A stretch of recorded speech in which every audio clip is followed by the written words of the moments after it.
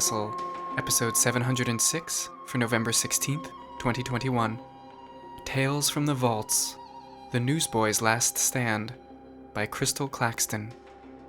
Rated PG.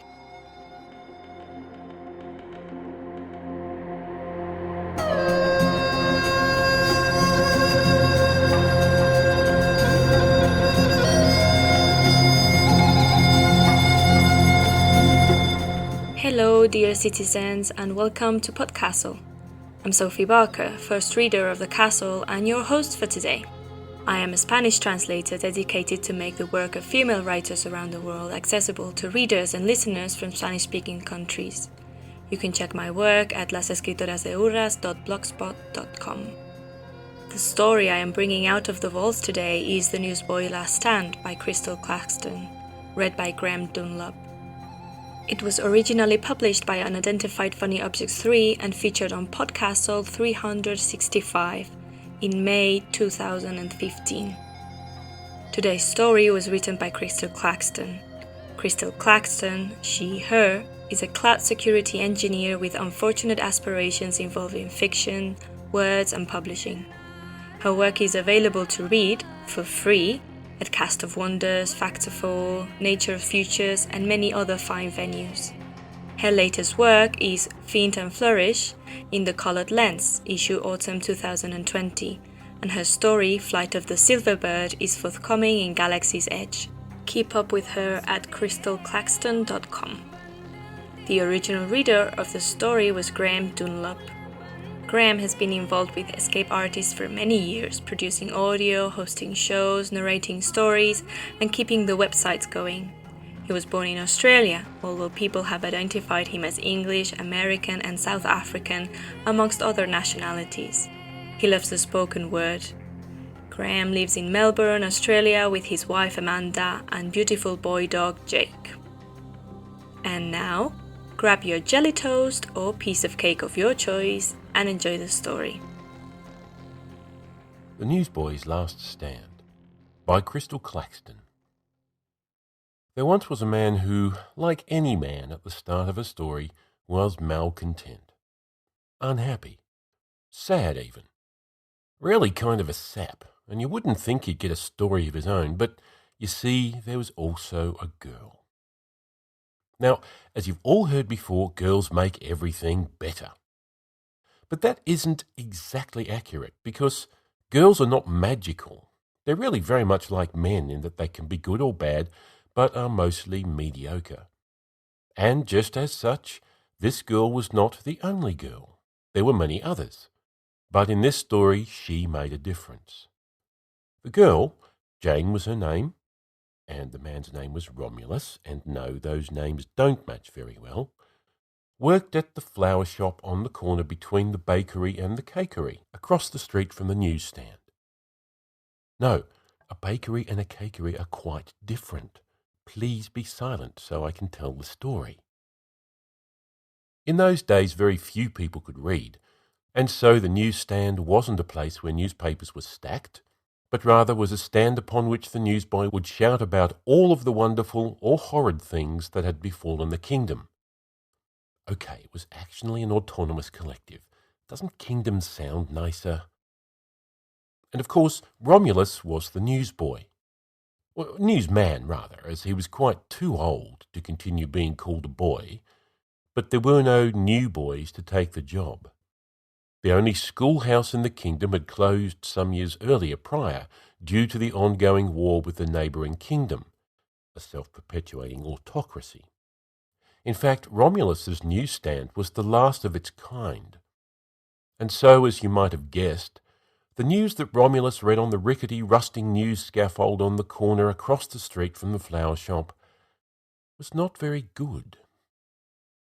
The girl, Jane, who was only 8 years old, here you were thinking she was a woman, but if she had been, I would have said so, would stand outside the shop offering daisies and bluebells, which were actually purple, to anyone passing by. The roses remained inside, as they were much too expensive for an 8-year-old to handle.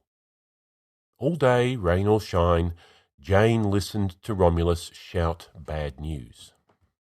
Honey shipments from the western shore delayed by enemy contact. Front line of battle moves ever closer. Mass hysteria, dogs and cats living together. Until one day when the shop was near to closing and Jane hadn't sold a single flower, because honestly the news had been so bad that day, and who wants to buy flowers when the kingdom's future is quite so bleak? So she walked across the cobbles to stand beneath Romulus's stand. She held her basket with the daisies in both hands, and her face was smudged with soot from when the chimney sweep had brushed past her earlier in the day, and her black shoes were scuffed, and her white apron was brown around the corners, but the bow was still tied around her back, and, quite frankly, she looked adorable. And I only point this out because it's so important. If she hadn't stood there on that corner and looked up with those large brown eyes that were just a little bit too close together, Romulus would probably have never done the stupid thing he did. In between breaths, while he was looking down at the newsprint to announce the next line of bad news, he saw Jane peering up at him. She smiled, a very tiny smile, and her eyebrows wrinkled, and she asked, "Isn't there any good news in the world today, Mr. Newsboy?"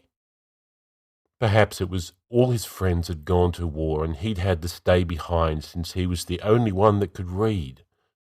Or maybe it was the chill of standing on a newsstand all day. But as I said, I believe it was because Jane herself was so perfectly dishevelled that Romulus paused. He read the next line of print without really seeing it, and when he went to announce the line, what came out in his great booming voice was, "Cotton candy cart tomorrow all day, no charge." Jane, her eyebrows now unwrinkled and quite high on her forehead, gasped and grinned. Romulus felt very bad just then because, even though it was nice to see a smile, he knew that tomorrow she'd be even sadder for it. But he couldn't undo what he'd done, and she was happy now, so he left the line hanging in the air. She stood up on her tiptoes, extending a slightly wilted white daisy up to Romulus, her whole body pointed and straight in the effort of reaching something that was entirely beyond her reach. For his part, Romulus knelt down and took the flower and gave her a sad smile, and watched her run back across the street. And even though he had another line of news, it was sad, so he called it quits for the day and went home. He put the daisy in a jar of water and ate his cake from the bakery, yes, the bakery, not the cakery, and went to sleep. The next day, Romulus shouted the bad news and tried very hard not to notice that Jane was aflutter with expectations on the corner across the way. This was difficult because it seemed the rest of the town was also buzzing about the good news, and Romulus was a bit worried that when the cotton candy never came, he'd lose all credibility. But then a very unexpected thing happened. Well, truthfully, everyone was expecting it, just not the newsboy. The candy maker came dragging a handcart down the cobbled way. He parked it right next to the newsstand, and when he pulled the yellow and red striped tarp away, there in the cart was a cloud of pink cotton candy. He set to the task of distributing it all away, and every person in town stopped by for a taste, and since everyone was nice and took no more than they could stand without getting a bellyache, there was enough in the cart for everyone to have some. Jane first and Romulus last. When the day was done, the candy maker packed away his cart and mentioned to Romulus quite casually that the next time it was Free Cotton Candy Day, he hoped someone would warn him in advance. When he'd gone, in his place stood Jane, her basket all sold except for one crumpled bluebell. Yesterday she'd seemed quite sweet in a sad sort of way, but today was even worse with her beaming smile, pink sugar in a film from cheekbone to chin. Poor Romulus really didn't stand a chance when she looked up at him and asked, "Mr. Newsboy, have you gotten all the bad news out? Is it time for the good yet?"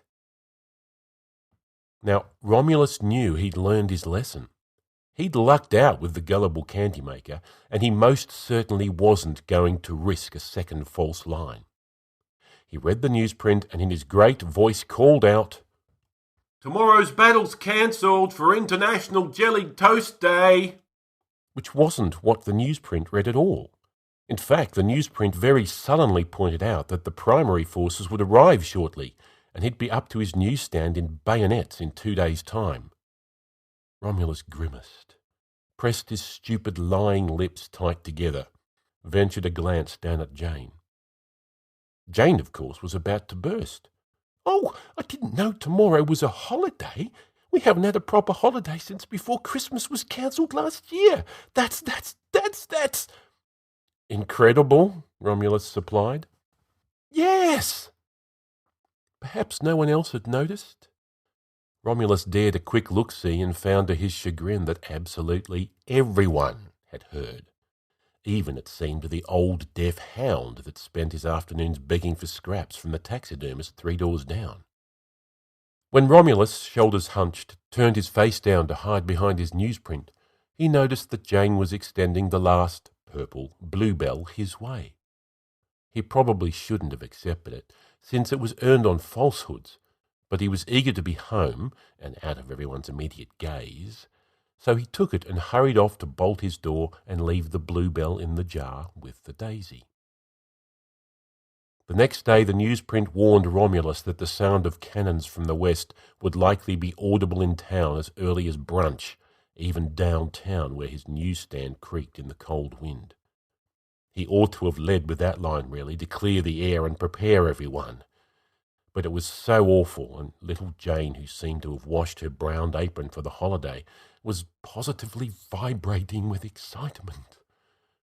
So he started with the glum news about the town's dart team, the Verdant Rams, losing to their long-time rivals, the Cyan Hearts. And in that sliver of time just past breakfast but not yet brunch, the baker started stacking baskets of sliced bread on the tables outside his shop window. Thin sliced, thick sliced, rye, wheat, sun-bleached white, cinnamon swirl, pumpkin, squash and potato bread, all lightly toasted on each side. Romulus forgot about shouting the news as he watched 3 carts loaded with clinking glass jars amble up the intersection from the north, east and south, respectively. The first was proper jelly distilled by the Jaminator. The second was jam from the Marmotier. The third was a veritable rainbow of preserves from the ladies of the Scarlet Hat Society. The crowd gathered. Jellied toast was had by all. But something unexpected happened, or perhaps you at least are expecting it. From the West End Road came soldiers, in trickling clusters of 3s and 4s and then raucous bands of 10s and 20s. And there was, in fact, enough toast for everyone to have a bit without becoming greedy and eating too many carbs.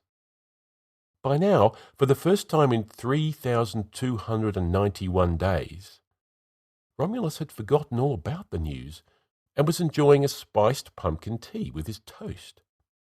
Once the tea was gone and the toast was just about run out, though admittedly there was still a great deal of fruit spreads left, a small detachment of soldiers came down the West End Road. But these were not autonomous collective soldiers. They were self-perpetuating autocracy through and through. The carnival grew very quiet, and it seemed the bayonets which had been left on their slings all morning were suddenly at the ready. One of the gnarly-looking antagonists stepped up, chest puffed out, and said very clearly, "We're here for Jellied Toast Day."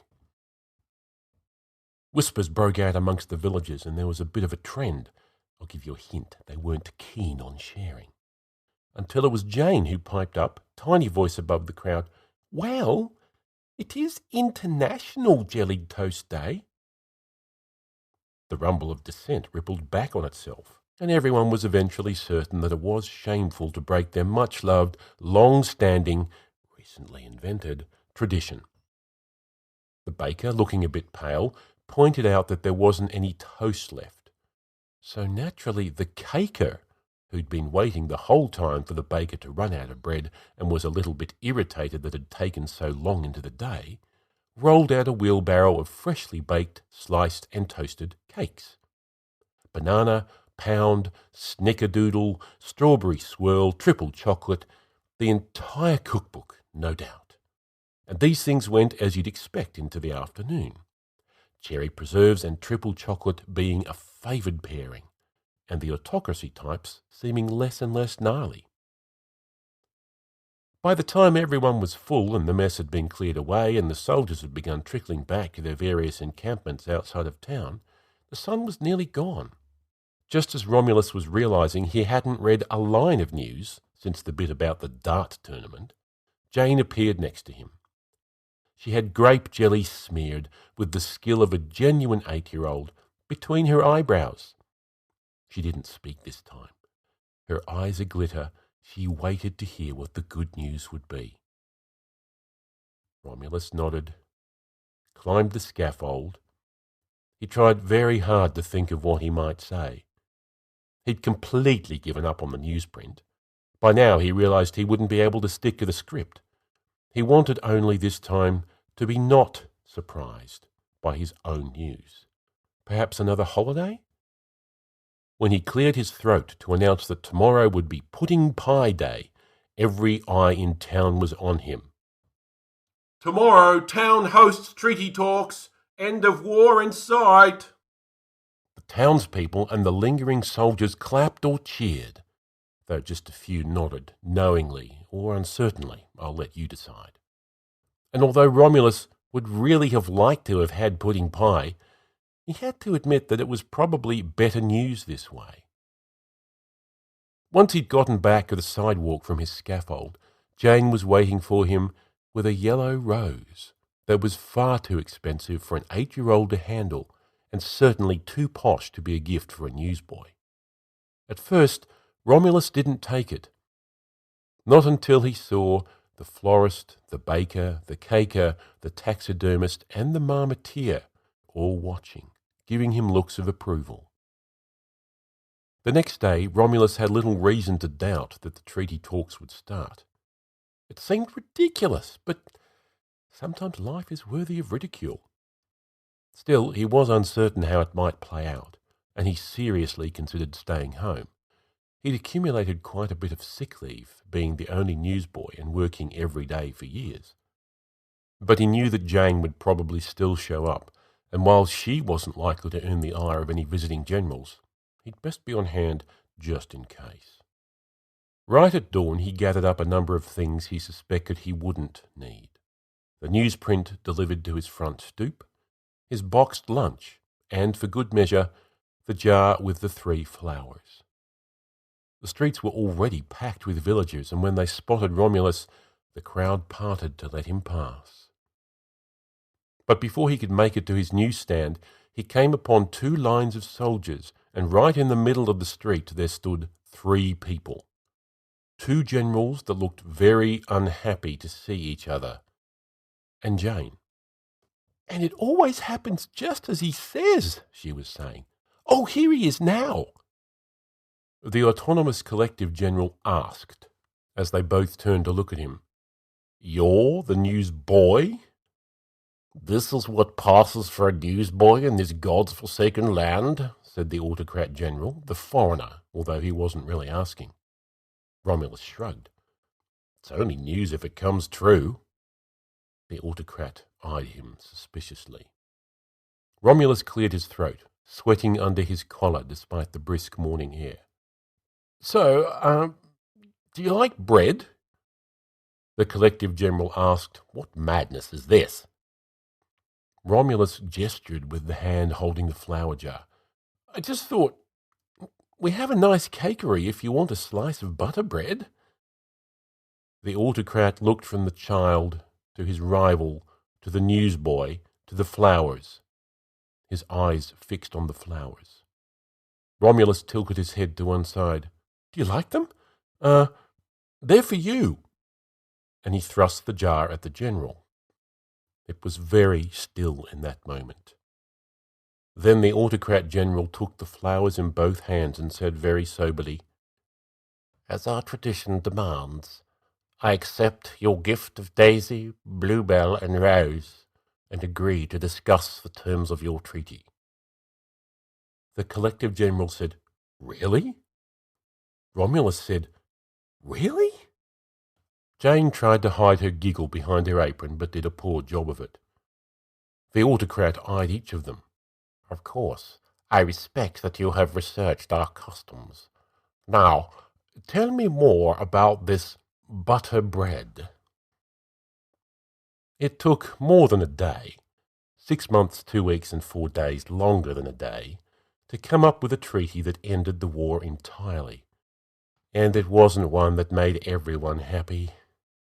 But it did make everyone equally inconvenienced, and that's really the core of a good compromise, don't you think? Once things were settled, Romulus gave up his spot on the newsstand, adopted the deaf dog 3 doors down, and opened a halfway house for slightly used, gently worn pets. The school reopened, and Jane was able to attend and become the first new newsboy in nearly 10 years. Since the war was finally over, the news she shouted was almost entirely, mostly, more or less, good news, except when the Verdant Rams were playing. There now, isn't that nice? So the moral of the story is, well, I'm not quite certain. In fact, there probably isn't a very good conclusion to draw from this story, and I should hope you don't start lying to children all over town just because things aren't going your way. And please don't try to solve your problems with food. Though flowers are always a nice gesture, and it never hurts to be nice, even in the harshest times. The end.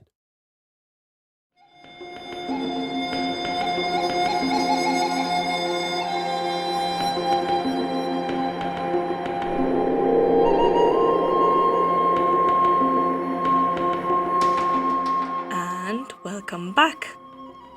I absolutely love the humorous style of this story despite the dark background that is slowly displayed in front of us as the story begins. When I first listened to the story, I felt it was calling to me. After 2 nightmarish years, I believe now more than ever that human beings need hope. I have read many dystopias in my reading life, but I have come to realize that I desperately need to believe that things can get better in order to want to basically keep on living. This story points at another thing that I have also come to understand recently. Society is a collective fiction, a lie that we have all agreed to live. But that fiction can be modified if there are enough people that wish to work towards a better, kinder narrative. Some people might think I am naive by believing that things can get better, but I hope that this story, recovered from the darkness of the vault, lights your hope, even if it's just with a little spark. That was our show for this week. On behalf of everyone at PodCastle, thanks for letting us share another story with you. Be sure to share this episode with your friends, reach out to us on social media, and if you would like to keep up with all Escape Artist podcasts, head to patreon.com/EA podcasts for more. PodCastle will be back next week with another tale. See you then.